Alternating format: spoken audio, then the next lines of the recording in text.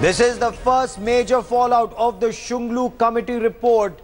Rouse Avenue had a bungalow. That was the Aam Aadmi Party office, and Delhi's Lieutenant Governor has now, Anil Baijal has now cancelled the allotment of that bungalow as an office of the Aam Aadmi Party. So the Aam Aadmi Party now is without any office. And I want to quickly bring in Raghav Chadha of the Aam Aadmi Party for more on this. Raghav Chadha, is this vendetta as some Aam Aadmi Party leaders say, or is this just following due process? Well, Gaurav, I think it's pretty clear. You are a veteran journalist. You know that every party has an office allotted by the government, whether it's a big party or a small party. A party that has 0 MLAs in the Delhi Legislative Assembly, that is the Congress party, has a Delhi Pradesh Congress Committee office. A party that has 3 MLAs in the Delhi Legislative Assembly, that is the BJP, has a separate Delhi BJP office. A party that has 67 out of 70 MLAs in Delhi, that is 95% of the seats of the House, has been rendered officeless. Our office has been snatched. Why such discrimination and enmity towards us? We are not scared. The problem is that they are scared of us. They are scared of the honest politics that we espouse and the honest politics that we practice. We are people from the streets. We will govern from the streets. It does not matter. They can snatch whatever they want to from us. So are you saying you will not challenge this order? You will not ask for a party office? You will operate out of some private property or out of the streets, as you say? But you say this is vendetta. But those who oppose you, Raghav Chadha, they say that the LG only followed due process. The irregularities that were pointed out by the Shunglu committee, action is being taken on that report. Well, I think every Delhiite today understands that under the garb of certain committees, the committees that were constituted itself are illegal. Under the garb of those committees, they are indulging in an act of discrimination. I think everybody understands this. But let me say this loud and clear, that we will continue with our honest politics, with our honest governance. You can snatch whatever you want to from us. We are people from the streets. We will govern from the streets. And Gaurav, let me also say this in chaste Hindi, that हाथी ढूंढ कर चींटी के bill कुचल रहा है, फिर भी चींटी जिंदा है. हाथी अपने कद से काम कर रहा है और चींटी अपनी हिम्मत से काम कर रही है. Our strength is our courage, our faith, and the faith that the people of Delhi have reposed in us. Raghav, stay with me for a moment. I have BJP's Nupur Sharma also joining me on the broadcast. Nupur Sharma, Raghav Chadha says this is vendetta. There's a party which has 67 of 70 seats in Delhi Assembly. They don't have a party office. If this is not vendetta, what else is, ma'am? Now, let me be honest, Gaurav, I think they do have something closer to gold market. I mean, they can't be having 2 offices. This is not a national party, that's one. 2, I think I heard half of what the spokesperson of Aam Aadmi Party was saying. I'm sorry, if your policies were so popular, then as per the claims of the spokesperson I just heard on TV, he would have not been trolled on Twitter and everywhere else to quit the party, because they were expecting a massive win in both Punjab and Goa. No, ma'am, for the moment, can we stay on the subject? Ma'am, can we stay on the subject that we are on? I'm coming, Gaurav. I'm coming to the subject.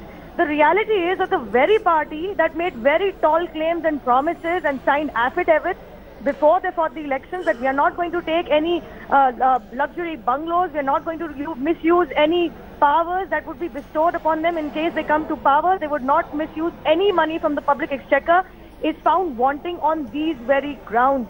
404 files, a majority of which are unfounded decisions to circumvent the LG, illegal according to the Constitution of India and as the bylaws. Respond to that. I am sorry. Mr. Chadha, respond to what Nupur Sharma says. Massive bungalows, you said you will not take, but the party took. On the issue that your opponents are raising, sir. See, it is the BJP certainly very conveniently wants to obfuscate from the real issue. A party needs an office in Delhi to function. We have said this time and again, and we never said that the party will not even get an office. It is as per the statute and as per the rules that a party is allocated office space in Delhi. Every state recognized party has an office. I even gave you an example that an office that a political party that has 0 seats, that is 0 representation in the Legislative Assembly, also has a full-fledged office on the very same road on which the Aam Aadmi Party had an office few hours ago. But the fact that they've snatched our office and slowly they are snatching everything from us just proves the point that they are indulging in an act of discrimination, and they are seriously scared of us, scared of the honest politics that we espouse. Respond to that, ma'am. Let me say this in no uncertain terms. We are people from the streets. We will govern from the streets. Okay. Respond to that, Nupur Sharma. It's fear and vendetta. I understand every political party gets an office, but why get it by applying for a different purpose and using the very space for a different purpose? One of their other members got the bungalow, which they never declared ever in public that they're going to use as an office. And how many offices do you actually need? As per the Shunglu committee, your DCW chief also has a house which she is not entitled to as per any law ever. So you have gone back on the very promises that you came into power with, and I am sorry, nobody is trying to browbeat or anything. This is the LG taking a decision on everything illegal you've been doing under the very judgment of the High Court of Delhi, which stands till date. There is no stay on it in the Supreme Court of India. And the Shunglu committee report comes because of this judgment, and it holds. I just hope that all that bungling of public exchequer money, this is the very hard-earned money of the the Delhi taxpayer, that they are misusing for their luxury. Gaurav, may I just briefly respond to this with your kind permission? Please allow me to finish. Gaurav, may I just respond very briefly? 30 seconds, Nupur Sharma, 30 seconds, 30 seconds, 30 seconds, and then Raghav Chadha. 5 seconds, I need to finish. Okay. I hope that all their unaccounted for decisions are actually nullified with effect from now. Okay, you've made that point. Okay, Raghav Chadha. Raghav Chadha. Well, see, BJP is a very big party. BJP has not only huge amount of financial resources, but also state instrumentalities under its control. BJP is certainly trying to basically browbeat us, discriminate, and this is nothing but an act of discrimination which emanates from vendetta. I think the people of Delhi, people of India can see this through. They are not that naive. They can clearly see what the BJP is doing. Okay, Raghav Chadha and Nupur Sharma. Okay, you both made your point. You both made your point. Let's now see what happens next in this story. Now, India Today's Ankit Tyagi got us this report from Rouse Avenue. This address on the Deen Dayal Upadhyay Marg, 206 Rouse Avenue, will no longer serve as the party office of Aam Aadmi Party. Remember, this was one of the main contentions in the Shunglu committee report, which has just come out, and in that it said that this address was allotted to the Aam Aadmi Party to be utilized as their party office by the Delhi government, throwing all the rules and regulations to the wind. They did not follow the set procedure. Now, the Shunglu committee said that the land is not the subject of the Delhi government, and the cabinet decision which allotted this to the Aam Aadmi Party does not hold the legal scrutiny. Lieutenant Governor has acted on it, and he has asked the Aam Aadmi Party to surrender this. He has cancelled that, and has also said that even by a cabinet decision, this cannot be allotted. This is out of the purview of the Delhi cabinet. This house was initially, when the Sheila Dikshit government was in Delhi, was given to Harun Yusuf. Later it went to Asim Ahmad Khan of the Aam Aadmi Party when he was a minister in Delhi cabinet, and then later it was given to the Aam Aadmi Party to be utilized as a party office, which now stands cancelled. Just before the crucial Delhi MCD election, this is a big blow for the Aam Aadmi Party. They have been crying foul. They are saying it is vendetta politics. Whether the voter of Delhi will buy their argument or not, well, we'll have to wait for that. But as of now, Aam Aadmi Party is staring big trouble on back of the Shunglu committee report. In New Delhi, Ankit Tyagi, India Today. Let me now quickly shift focus to Tamil Nadu, where there is political trouble, but in the same party, there are two factions who are slugging it out. The two factions of the AIA-DMK. Raids carried out against one faction of the AIA-DMK at 35 places. And the E. Palaniswamy camp is crying foul. Our Chennai Bureau with this report.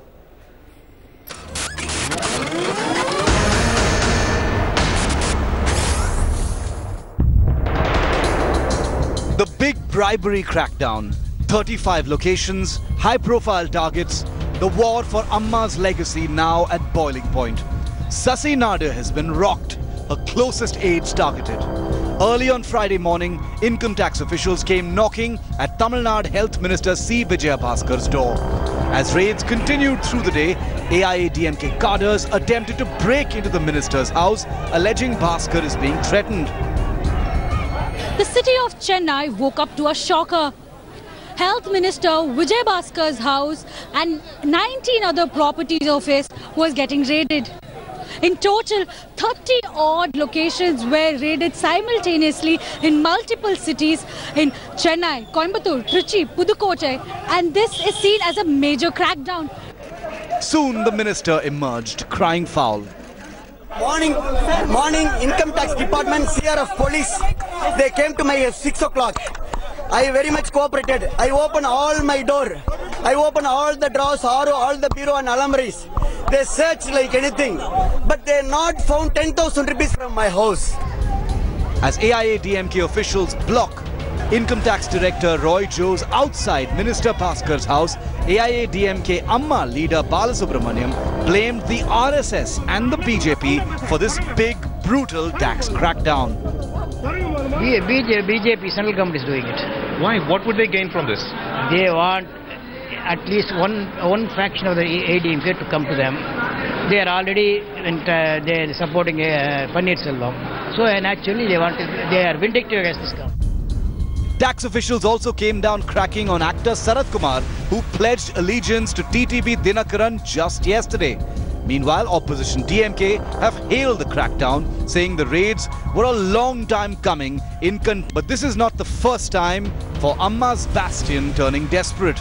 Just 2 days ago, the OPS faction hit a new low by parading a replica of Jayalalitha's body around RK Nagar in a bid to woo voters. As clashes erupted, the Chief Minister E. Palaniswamy faction claimed they would approach the Election Commission all over again. Bribes for votes have also marred the RK Nagar fight. Video after video have emerged showing Dinakaran supporters distributing money for votes. As raids wreaked havoc on Sasikala's aides, the OPS camp didn't even leave out the DMK, alleging that they too had distributed money in RK Nagar. Money distribution in the first installment of 4,000 rupees each to each voter has been successfully completed. We get information that second round of distribution is getting ready. After 4,000, second round, because they are not satisfied with the response they got after giving 4,000 rupees. With just 5 days to go, the fight for Amma's bastion is only getting dirtier. The question is, will the voter fall for these gimmicks? Will the AIA-DMK let Amma's bastion slip through its fingers? One that has remained with it since 1977. With Pramod Madhav and Akshaya Nath in Chennai, Bureau Report, India Today.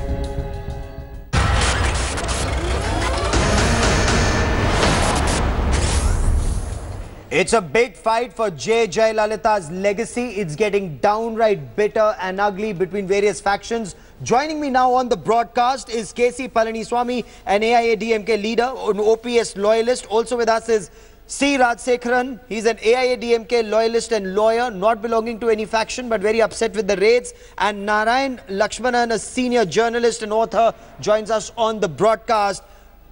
Mr. Palaniswamy, there are allegations that these raids smack of vendetta against one faction. So this is the O. Paneerselvam faction using its friends at the center to target the E. Palaniswamy faction. No. Last Monday, Mr. Dinakaran has distributed 4,000 rupees to entire RK Nagar constituency, and totally he has estimated 15,000 rupees per voter in the whole of the constituency.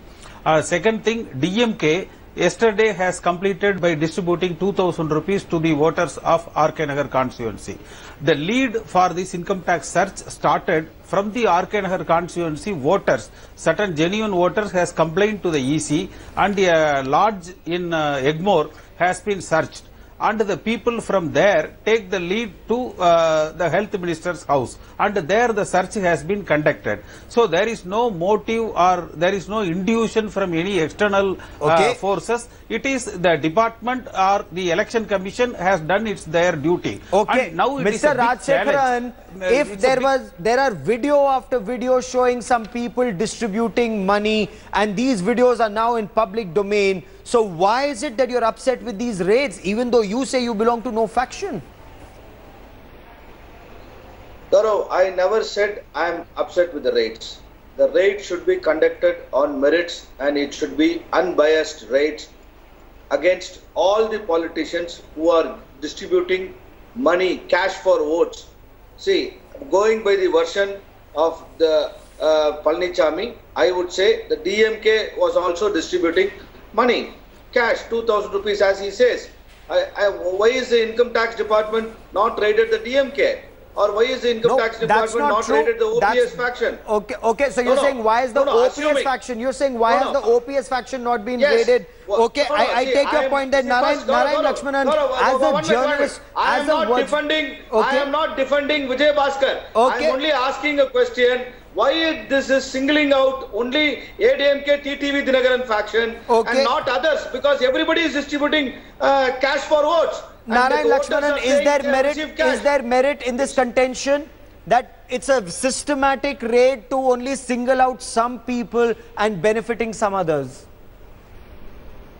No, it is not so. I don't think so. I don't think that there is certainly justification for carrying out the raids, because, as you said, evidence has emerged, Gaurav, that there has been money distributed, or the suggestion of it.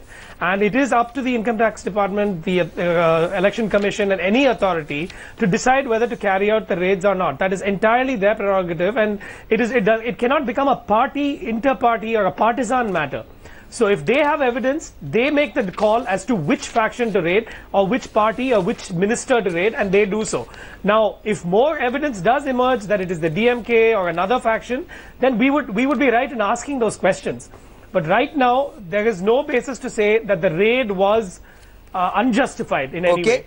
Because, again, let's bear in mind, the point is that this is a very small area. Okay, yes. And it's easy to influence the outcome. So, quick action is needed. And an effort has been made. Yes, Mr. Rajsekharan, because you must have also seen videos, and not one video, but several videos of money doing the rounds, money being exchanged to influence voters. So, why should the Income Tax Department not crack down, sir?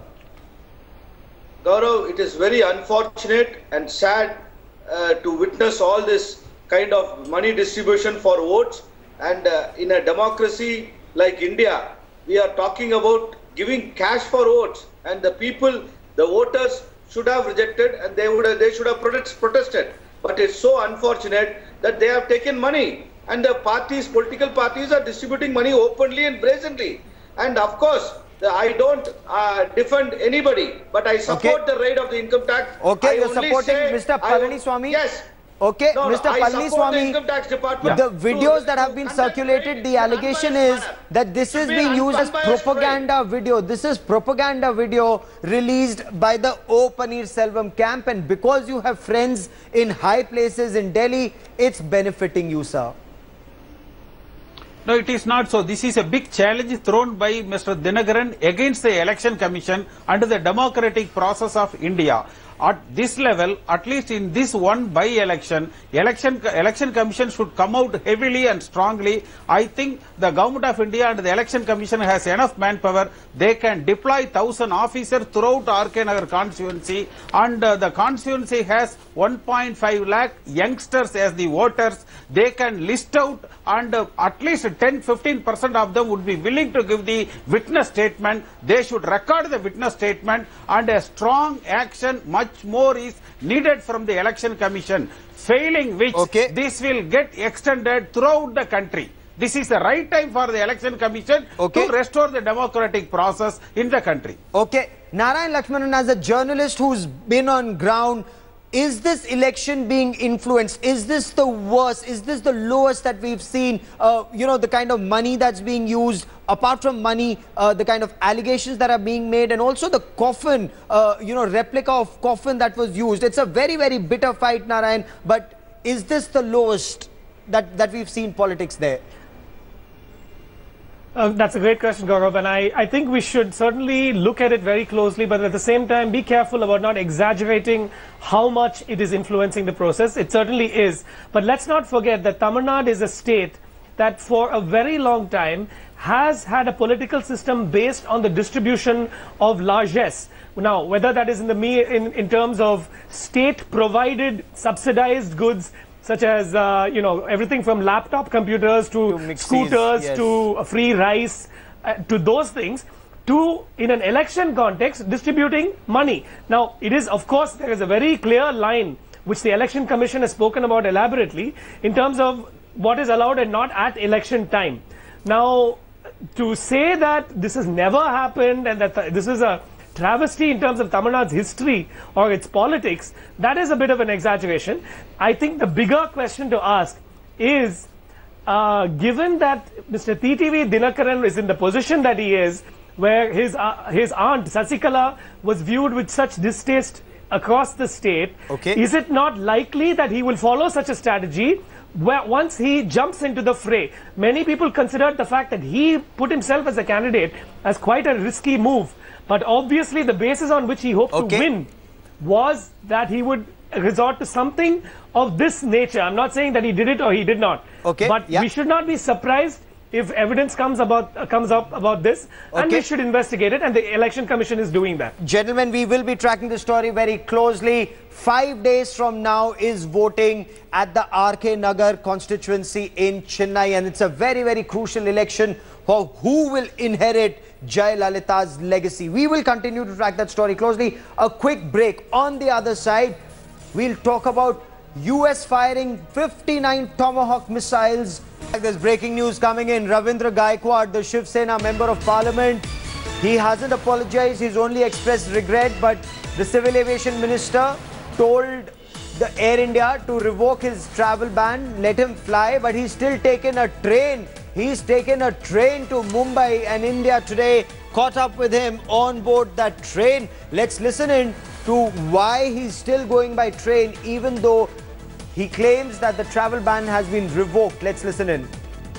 आपने माफी कुछ मांगी है उस पूरे प्रकरण के? सदन में मांगी है, सदन की माफी मांगी है, सदन के धर्म के लिए माफी मांगी। आपने माफी कुछ मांगी है उस पूरे प्रकरण के? सदन में मांगी है, सदन की माफी मांगी है, सदन के धर्म के लिए माफी मांगी। आपने माफी कुछ मांगी है उस पूरे प्रकरण के? सदन में मांगी है, सदन की माफी मांगी है, सदन के धर्म के लिए माफी।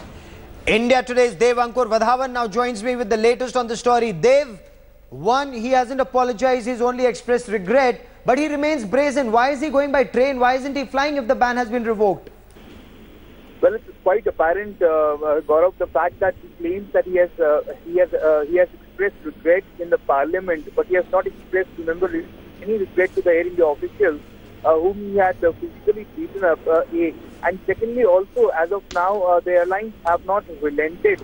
The fact remains that although the ban has been revoked, but that has happened only today. But still, he was traveling by the Rajdhani train from Delhi to Mumbai when the Indian representative got hold of him at Kota, and he mentioned that he had expressed regret in the parliament. But so far, there has been no apology from his side. So that is the fact. And it's quite apparent that the arrogance that was being shown by Ravindra Gaikwad, there has been no reduction in that so far. Dave, keep tracking that story for the moment. Many thanks for joining me here. I now want to shift focus and talk about the United States firing 59 Tomahawk missiles on an airbase in Syria. The aim was to destroy that airbase. Now, this has led to a big geopolitical fight between Russia and the United States of America. One, Russia saying that why was this move undertaken? This will lead to more tension between the US and Russia. And two, Russia also saying that the impact was very meager. Only 23 missiles reached the base, 6 aircraft have been destroyed. The runway is still completely intact. So was this more symbolic than for effect? Tomahawk cruise missiles fired at a Syrian airfield by the United States Navy destroyers in the Mediterranean Sea. A move that now has two superpowers, the US and Russia, facing off, leading to tension across the globe. The bombing of a Syrian airfield that was home to warplanes that are suspected to have carried out the chemical attack on the 4th of April is the first direct military action by the US against the Syrian President Bashar al-Assad's regime. It is in this vital national security interest of the United States to prevent and deter the spread and use of deadly chemical weapons. Russia has strongly condemned the strikes, warning the move would further damage the already battered US-Russia relations. Moscow has equated the attacks with US intervention in Iraq in 2003. Russia has suspended an agreement that prevents direct conflict between US and Russian forces in the region. Russia claimed that the strikes had extremely low military effectiveness and that just 23 of 59 cruise missiles reached the airbase. Russia said only 6 Syrian jets were destroyed, but the runway was intact. Syria has called this an act of aggression, saying it made America a partner of the Islamic State. The US used a special military-to-military hotline to warn Russia it was launching an airstrike on a Syrian airbase 30 minutes in advance. But the Trump administration did not seek Moscow's permission. The attack on Syria has divided world opinion. Britain, Germany and France have backed the US move. Well, we fully support this strike. We've been in close contact with the American government over the last couple of days in preparation for this, and they have been determined to try to prevent future attacks like this. As the superpowers face off in conflict zone, the implications of the US strike are still unfolding. Bureau Report, India Today. When former US President or then US President Barack Obama had spoken of strikes, airstrikes on Syria, Donald Trump, then a media tycoon, had opposed it. He went to the extent of calling Obama foolish. He said there would be no ups, only downs, lots to lose, nothing to gain. Why did he do it himself then? Some of the American media are now criticizing Trump for the airstrikes, for the missile strikes, and saying next time congressional clearance needs to be taken to launch such strikes.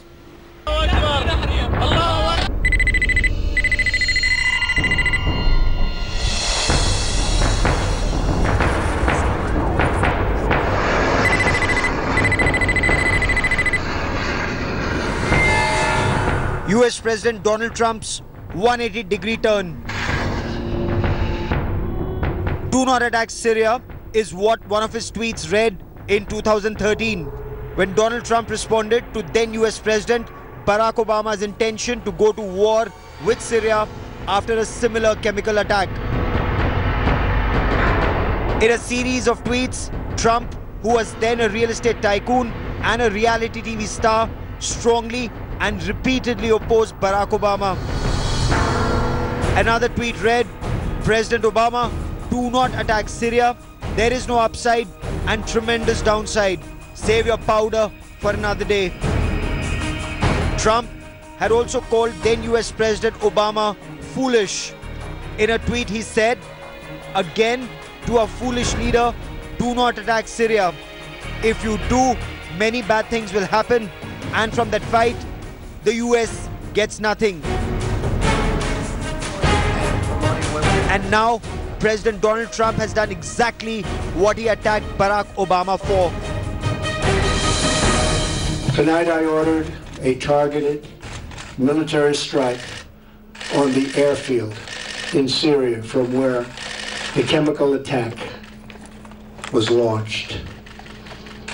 It is in this vital national security interest of the United States to prevent and deter the spread and use of deadly chemical weapons. The American media highlighted President Trump's hypocrisy, from cautious praise to harsh criticism.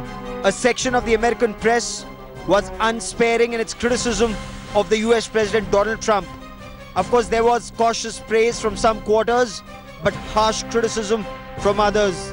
Most of the American press sought a congressional approval for such an attack. However, support trickled in immediately from the Republicans. US Senator Marco Rubio released a statement saluting the bravery of the armed forces who carried out the attack. Senator Ted Cruz declined to praise Donald Trump's move. In a statement responding to the attack on Syria, he said any military action must be justified as protecting the vital national security interests of the United States of America. But Trump, who was concerned about the possible civilian casualties in 2013 and its impact, seems to have turned a cold shoulder to the drastic consequences now. Bureau Report, India Today.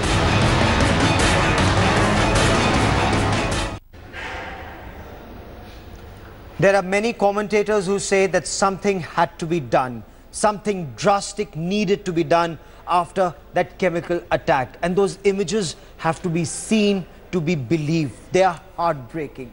Little children killed in this chemical attack strike. Was it sarin gas? It's a matter of investigation at this stage. Or was it chemical that was stored in this place? Now, an investigation hasn't happened. What does this mean for India? Well, some say India could be sucked into it. India could be asked to take strikes, to take sides and launch airstrikes. India does have the capabilities, but India has made one thing very clear. India will only go in for any operation that is mandated by the United Nations. But take a look at what happened on ground that night.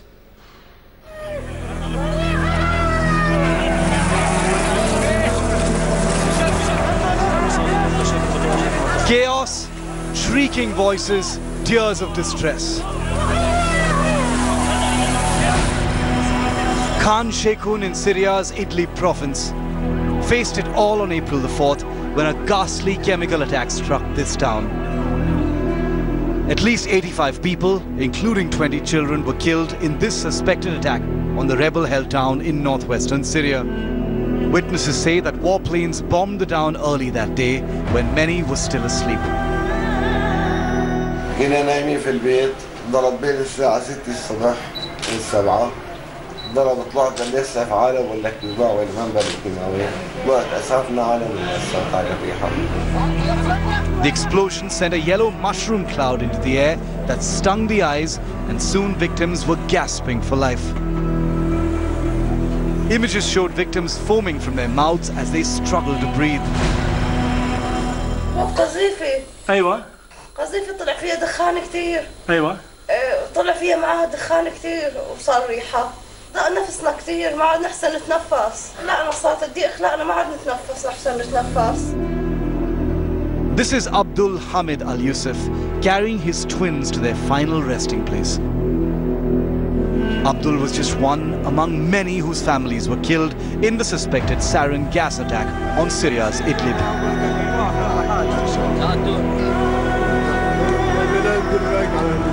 أخذونا على المشفى أحو 4 ساعات أو 5 ساعات بالضبط ما بعرف. سألتهم وين عائلتي أنا وين أهلي قالوا لي كلهم بخير. رجعت ولات لقيتهم 25 واحد من عائلي واحدة مستشهدين كلياتهم. قلت لهم وين طفلي أحمد وآية التوأم وزوجتي وينهم؟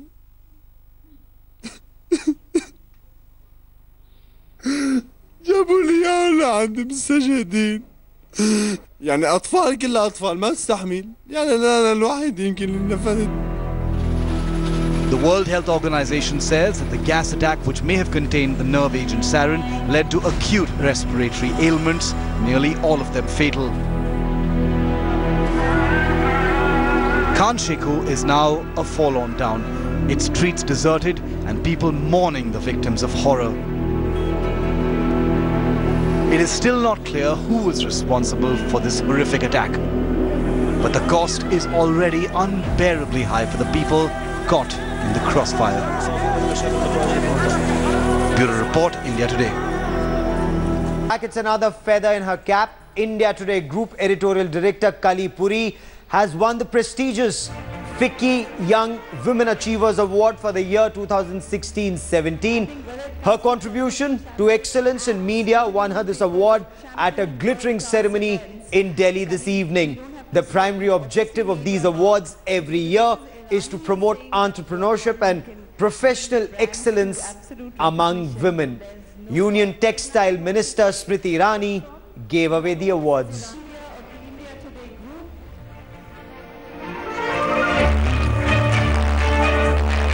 I think whether it comes to television channels, apps, digital newspapers or championing world-class events, Kali, we don't have to say, you've obviously made your mark, because if Mrs. Irani is saying that you're the one who can bring the brand to absolute recognition, then there's nothing more to say.